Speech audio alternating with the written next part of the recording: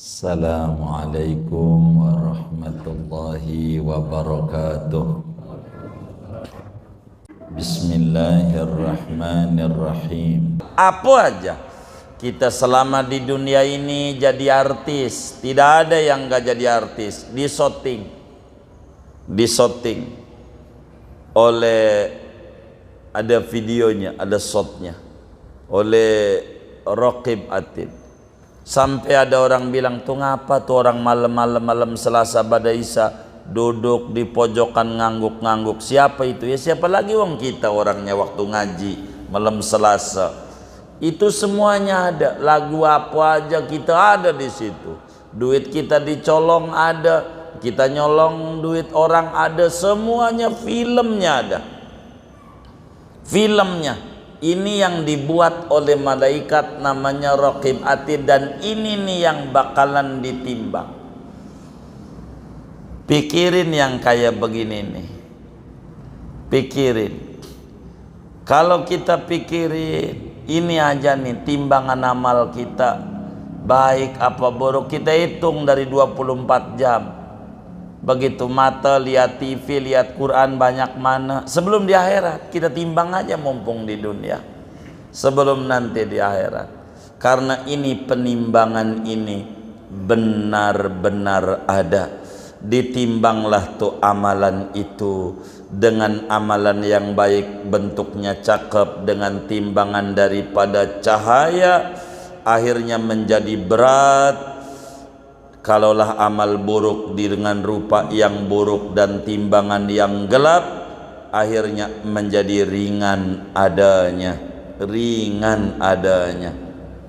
Lalu saudara, dari keterangan yang ini kita bisa simpulkan bahwa wajib orang yang umurnya 15 tahun ke atas, akalnya sehat, wajib yakin seyakin-yakinnya ada namanya timbangan amal, dan itu pasti bakalan terjadi.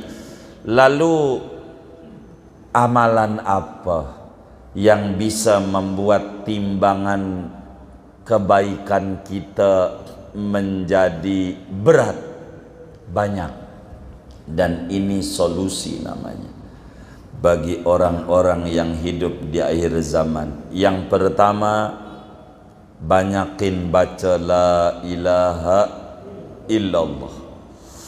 Kalau kita banyak baca la ilaha illallah, setidak-tidaknya 300 kali sehari semalam, meski dikredit, emang mukanya demen kredit. Habis dohor 60, asar 60, maghrib, isya, subuh 6 kali 5, kan 300 ya, 60 tuh 300. Baca la ilaha illallah, la ilaha illallah. Ini memberatkan timbangan amal kalau orang baca la ilaha illallah. Dulu Nabi Musa minta amalan nama Allah khusus, dikasihlah amalannya la ilaha illallah. Kata Nabi Musa protes sama Allah, ini si umum, yang khusus. Kata Allah, andai la ilaha illallah ditaruh dalam satu timbangan, akan memenuhi dan memberatkan daripada timbangan-timbangan amal yang ada. Kedua, kita baca subhanallah wa bihamdihi subhanallahil azim. Ini amalan memberatkan timbangan. Ada di Ratibul Haddad, itu amalan memberatkan timbangan. Di ujung Sahih Bukhari, kitab Sahih Bukhari kurang lebih hampir 10.000 hadisnya. Paling terakhir Imam Bukhari menyampaikan hadis, qala Rasulullah sallallahu alaihi wasallam, kata Nabi, apa itu? Allahumma salli ala sayyidina Muhammad.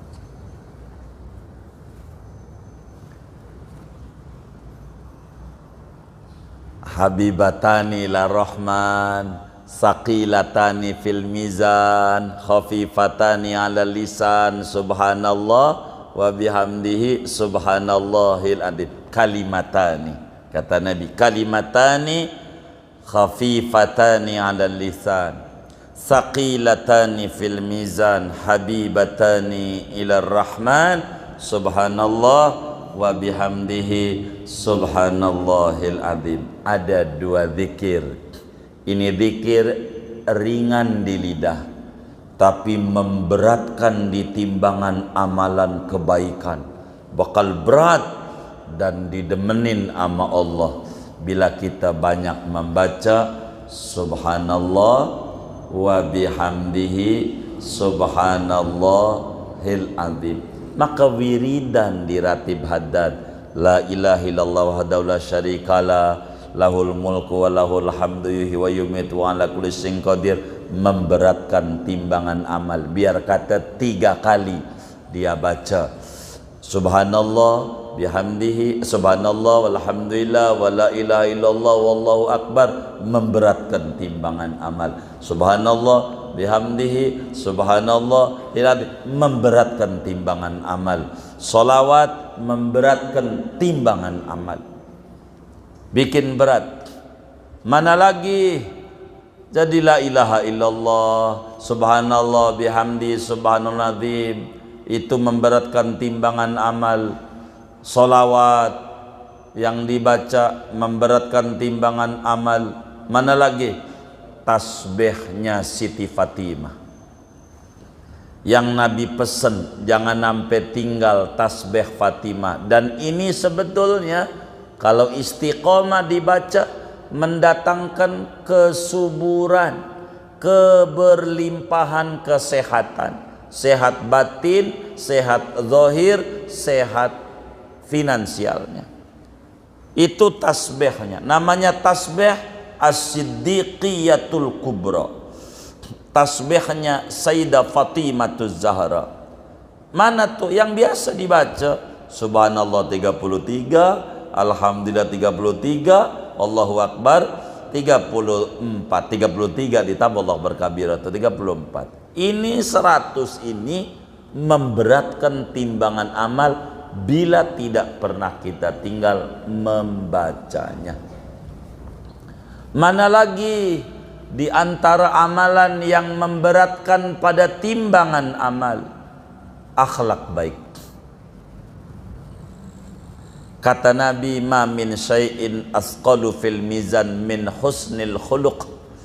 Tidak ada sesuatu yang memberatkan timbangan amal kebajikan melainkan memiliki akhlak yang baik. Kalau kita memiliki akhlak yang baik, maka akan memberatkan timbangan amal kelak di akhirat. Dan ngeri saudara, kita nggak paham apakah termasuk kita orang yang berat amal kebajikannya. Apakah kita termasuk orang yang ringan amal kebajikannya? Wallahu a'lam. Dan ini yang harus dipikirin sama kita, sehingga kita termasuk orang yang sukses dan selamat kelak di akhirat. Sebab orang yang cerdas adalah aksaruhum dzikran lil maut wa aksaruhum isti'dadan lima ba'dal maut. Orang yang cerdik pandai, cerdas adalah orang yang sadar bakal ngalamin mati dan banyak mempersiapkan diri untuk kehidupan pasca kematian dengan mengerjakan amal-amal kebajikan. Di antara akhlak yang baik, kalau kita pengen amal kebajikannya banyak, kita haruslah mahabbah kepada orang soleh. Dan itu amat sangat menyelamatkan. Ini penting. Jadi kembali kita simpulin ngaji malam hari ini. Pertama, kita wajib yakin, seyakin-yakinnya bahwa yang namanya timbangan amal itu benar adanya. Iman kita akan rusak bila mana kita tidak yakin adanya timbangan amal. Sebab dalilnya lengkap dalam Al-Quran, hadis dan ijma' para ulama. Kedua, kita wajib yakin bentuknya timbangan kalau di kita seumpama gambarannya kayak timbangan emas, hanya gedenya piringannya segede bumi, segede langit. Namun bandul pembandingnya kecil sekecil biji sawi. Kita wajib yakin, seyakin-yakinnya tidak semua muslim ditimbang amalnya. Ada yang lolos dari penimbangan, yaitu orang yang amalnya tidak mengalami pemeriksaan. Orang kafir sama, jin sama, mengalami penimbangan seperti umumnya kita orang beriman. Kemudian itu yang ditimbang adalah buku catatan amal yang dicatat oleh Raqib, oleh Atid alaihi wassalam. Ini wajib kita yakini. Bila kita meyakini ini, kita akan berupaya. Timbul pertanyaan, apa yang harus dilakukan supaya timbangan amal kita masuk pada fa'amma man saqulat mawazinuhu fahuwa fi isyatin radiyah. Bagaimana nih biar isyatin radiyah pada kita? Maka banyaklah aurad, adhkar yang betul-betul memberatkan timbangan amal kita. Membaca kalimatul ikhlas, la ilaha illallah, memberatkan timbangan amal. Membaca subhanallah wa bihamdihi subhanallahil azim, ini juga memberatkan timbangan amal. Membaca tasbih Sayyidah Fatimah Zahra yang dibimbing langsung oleh abahnya baginda Nabi besar Muhammad sallallahu alaihi wasallam, ini pun juga memberatkan timbangan amal. Baca salawat, ini juga bakalan memberatkan timbangan amal. Kalau kita rajin baca salawat, lalu kemudian itu berakhlak yang baik, ini juga termasuk memberatkan timbangan amal. Termasuk di dalamnya demen nyolatin jenazah, nganterin jenazah ke kuburan. Sebab kata Nabi, bila orang nyolatin jenazah, mau dia kenal mau dia kenal, dikasih ganjaran 1 kirat. Sekirat itu segede gunung Uhud, gede banget tuh di Madinah. Bila dia nganterin habis nyolatin ampe kuburan, nganterin, dikasih lagi ganjaran oleh Allah segede 1 kirat, segede gunung Uhud. Kalau kemudian udah nganterin, nemenin sampai kelar penguburan, dikasih lagi sekirat. Dan ini bisa memberatkan daripada timbangan-timbangan amal-amal kebajikan seorang muslim. Oleh karena itu, tinggal kita sebagai orang yang mukallaf, yang diberikan akal oleh Allah Subhanahu wa ta'ala, berupaya mengejar sesuatu demi kita selamat mendapatkan timbangan amal kita, beratnya amal kebajikan. Mudah-mudahan dengan kita taklim seperti ini menjadi sabab Allah anugerahi kita bersama timbangan amal baik kita lebih berat dibanding amal-amal buruk kita, sehingga kita bisa mendapatkan anugerah besar dari Allah, dimasukkan dalam surganya Allah bersama kaum salihin minan nabiyyin wasiddiqin wasuhadi wassolihin. Sebab mereka inilah termasuk orang-orang yang selamat di akhirat. Mudah-mudahan Allah ijabah harapan kita semuanya, amin ya rabbal alamin. Segini ngaji kita. Ada yang ditanya mungkin dari materi ini atau di luarnya sebelum doa dipersilakan. Baik, silakan. Ini dulu nih bapak kita ini.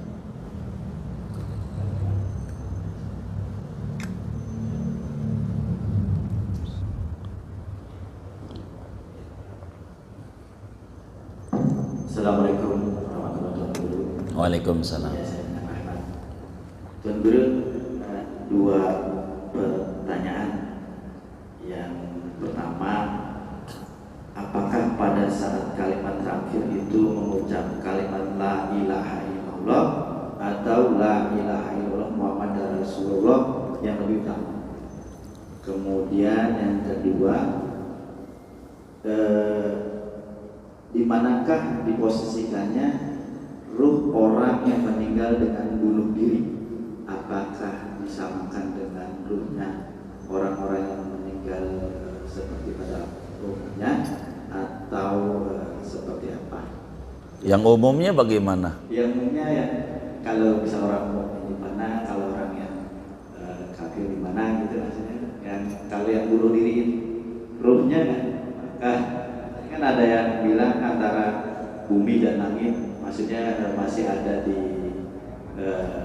masih penasaran atau apa gitu ya, itu kan yang kita tidak mengetahui secara detail dari syariat, khususnya saya ya, kurang lebih itu dua pertanyaan itu. Iya. Bagaimana ketika sakaratul maut itu bagusnya membimbing pakai la ilaha illallah doang, apakah la ilaha illallah Muhammadur Rasulullah? Al-Imam Zainuddin Al-Malibari di dalam Fathul Main pada berbicara tentang fiqih janazah menjelaskan hadis yang ada dalam Sahih Muslim.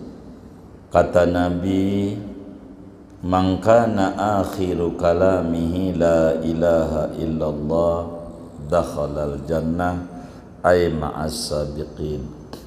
Siapa orang yang terakhir ucapannya adalah la ilaha illallah, maka dia kelak masuk surga bersama orang duluan masuk surganya. Maka kata para ulama termasuk Syekh Zainuddin Al-Malibari dalam Fathul Main, maka kalimat yang bagus adalah la ilaha illallah saja, tanpa perlu membimbingnya dengan Muhammad Rasulullah. Tidak perlu pakai tambahan Muhammad Rasulullah, cukup la ilaha illallah saja. Sebab dalam hadisnya, siapa orang yang terakhirnya la ilaha illallah, enggak pakai terusan Muhammad Rasulullah. Karena bacaan ini untuk mendapatkan husnul khotimah yang istimewa, maka dia di samping hatinya yakin kepada Allah, lidahnya ibadah dengan zikir paling tingginya zikir, afdhalul dzikri la ilaha illallah. Adakah yang bagus ditambah dengan Muhammad Rasulullah? Dalam lanjutannya Syekh Zainuddin Al-Malibari ada, yaitu orang kafir. Kalau orang itu kafir, tidak muslim, jangan la ilaha illallah doang. Sebagaimana tadi di pembukaan taklim dijelaskan mantapnya kayak apa pada ketuhanan Allah bila tidak disertai keyakinan dengan kerasulan Nabi Muhammad, imannya tidak diterima. Maka orang kafir, kalau kita punya kawan kafir lalu dia sekarat, bimbinglah dengan dua kalimat syahadat, asyhadu alla ilaha illallah wa asyhadu anna Muhammadar Rasulullah. Tanpa ini dia tidak bisa menjadi muslim. Oleh karena itu, kalau orang itu kafir, jangan la ilaha illallah saja, harus disertai dengan Muhammad Rasulullah. Adapun kalau muslim, tidak perlu pakai Muhammad Rasulullah, sebab bukan untuk mengislamkan dia, akan tetapi untuk mengejar fadilah, mendapatkan husnul khatimah, dalam derajat husnul khatimah yang amat sangat istimewa. Kurang lebih demikian. Kemudian apa tadi? Ruh. Orang bunuh diri ruhnya ditaruh di mana? Ya tergantung. Udah kebaca bunuh diri.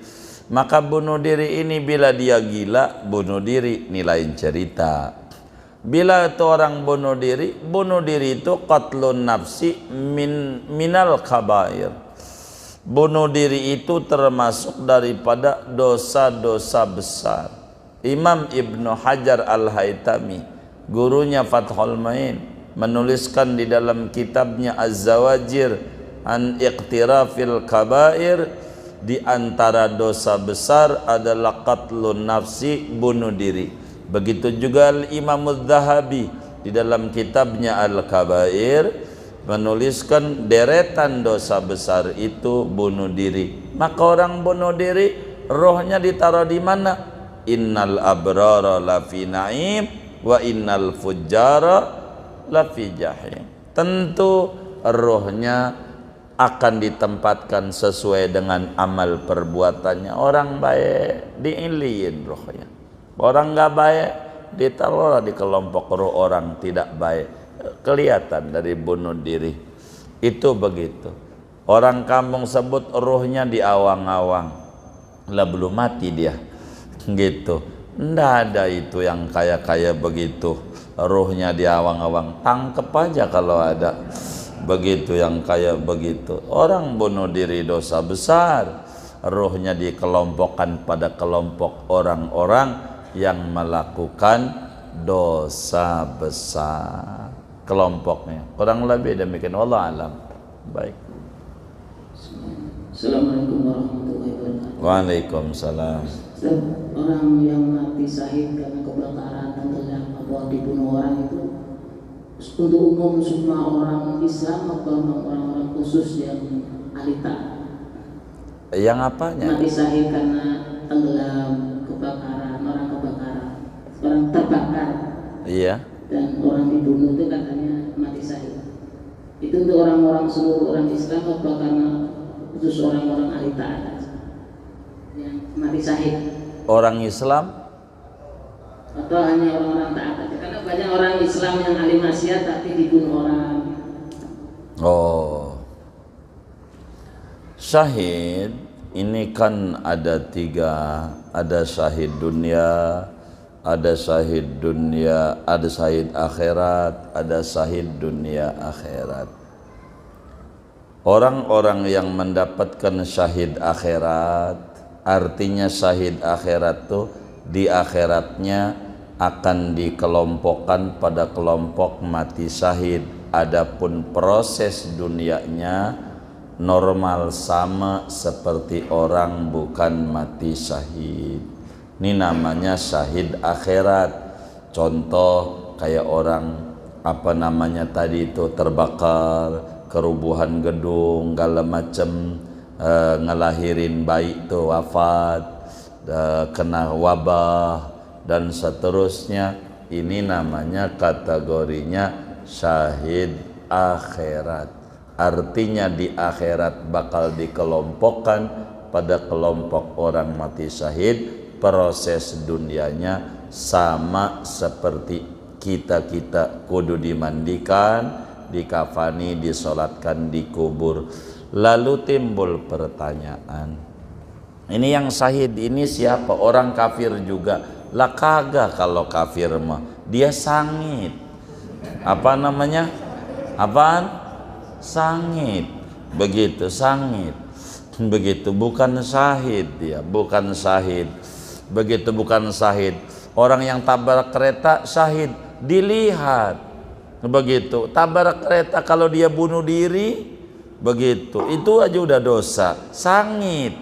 Begitu, sangit. Ini kan urusan akhirat, kelihatan bunuh diri, kerubuhan gedung, semuanya di akhirat bisa saja mendapatkan syahid kalau dia benar.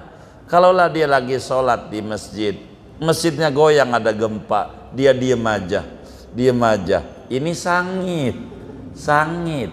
Kalau ada gempa dia lari. Kalau lari kerobohan juga udah ikhtiar, baru namanya syahid. Begitu.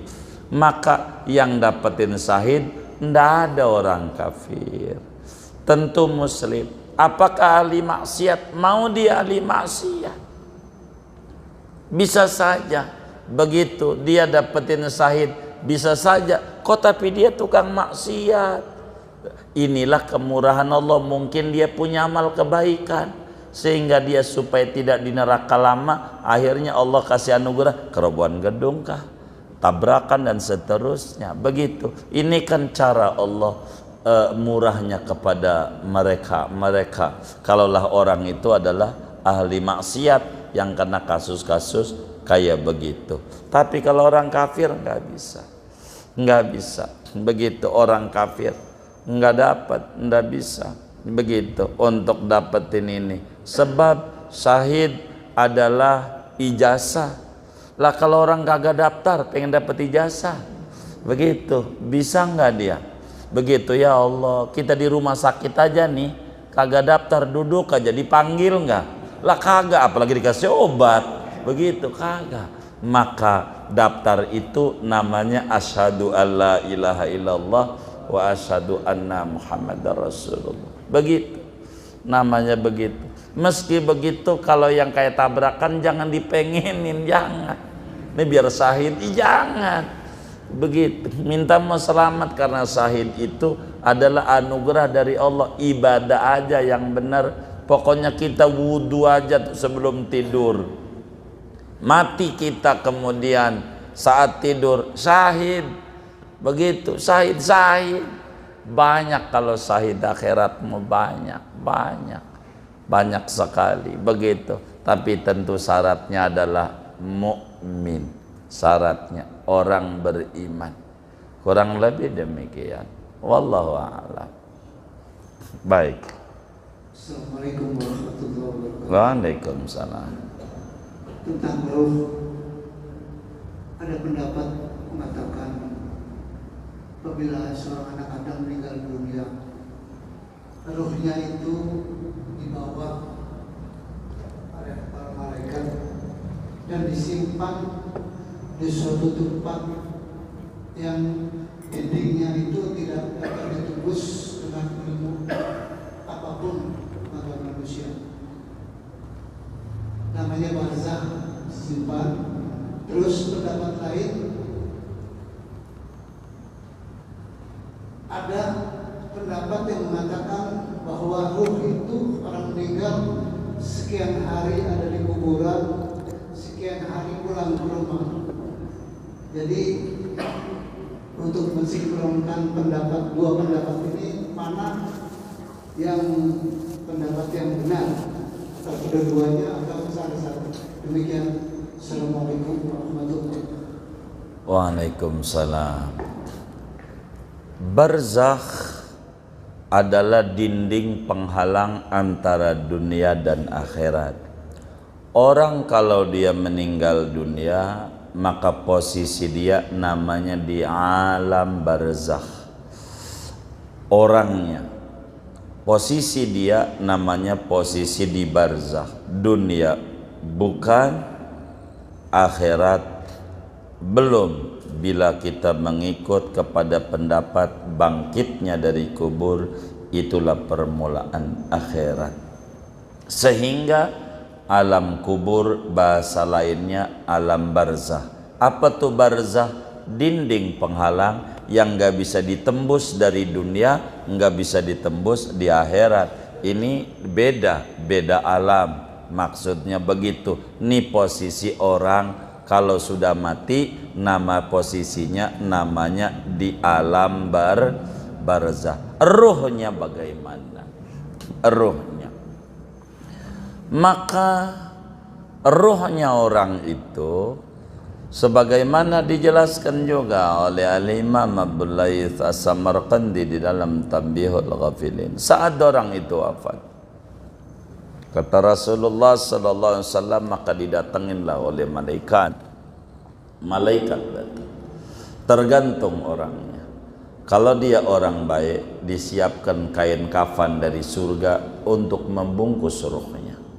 Dicabutnya dia dengan cabutan yang amat sangat lembut seperti rambut yang ada pada adonan tepung. Ini ada adonan tepung bikin pisang molen, ada rambutnya, dicabut rambut, itu adonannya goyang enggak? Enggak. Inilah orang baik.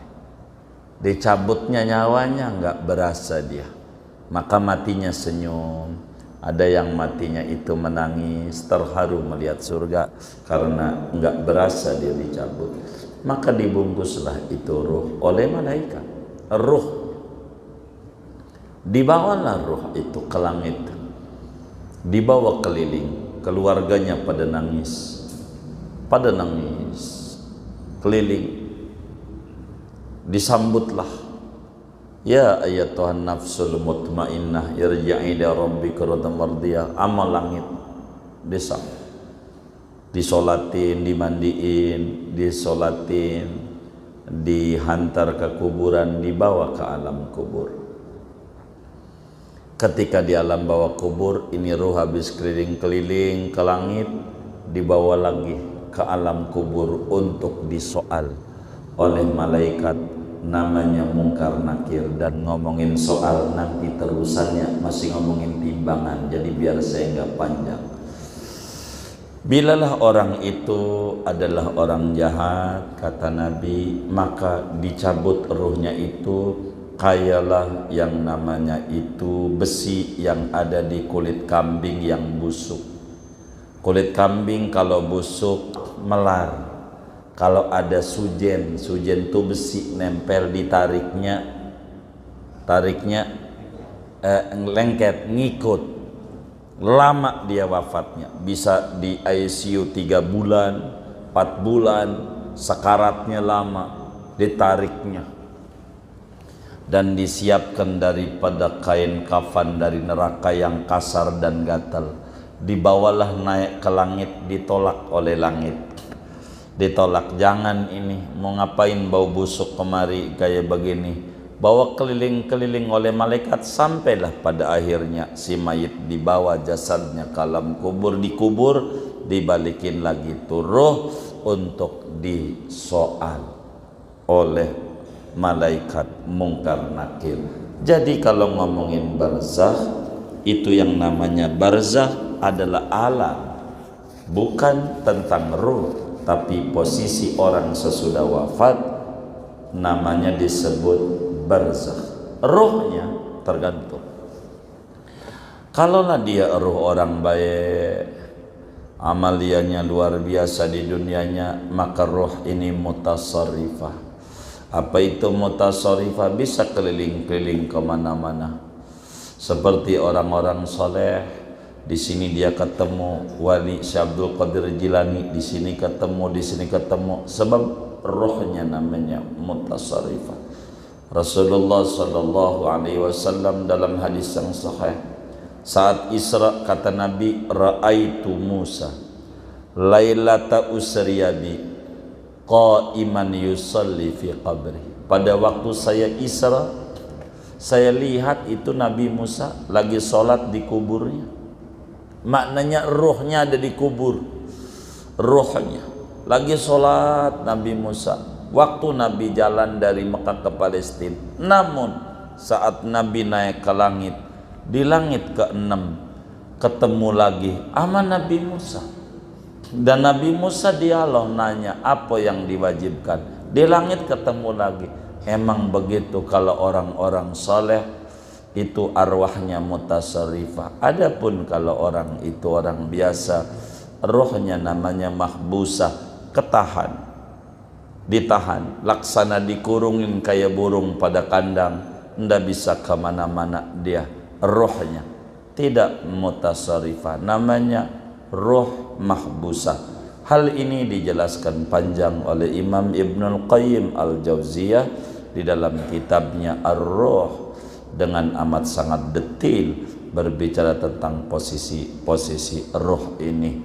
Tapi ketika Nabi ditanya tentang roh, dalam Al-Quran, yas'alunaka 'anir ruh qulir ruhu min amri rabbi, ujungnya wa ma utitum minal ilmi illa qalila, tidaklah kalian diberikan daripada ilmu kecuali sedikit. Segini aja, karena sedikit udah habis ilmunya, udah segini aja, doa aja, udah doa aja, doa aja. Iya. Ada pengumuman, oh doa ini.